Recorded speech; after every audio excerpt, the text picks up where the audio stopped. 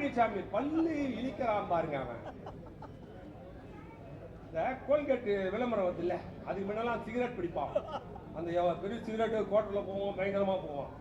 இப்ப ஒண்ணுமே வேணாங்க. இந்த பல் பொடிக்கார கம்பெனிக்காரங்களுக்கு அறிவு இல்லைன்னு அவனுக்கு என்ன பண்ணுவாங்க, அவர் மட்டும் மூஞ்சி மட்டும் போட்டு பல்லு பளிச்சனை வேணுமா பழனிசாமியை பாருங்கள், கோல்கேட் வாங்கி அது அவங்க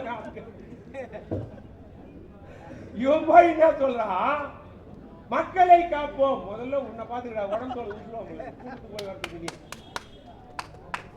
உடம்புல ஊசுவாங்க. யாரு நம்ம இல்ல, அவங்க கட்சிக்காரே அடிச்சுடுவாங்க. போய் பேசுறான், ஏமாத்துறான், போய் பேசுறாங்க.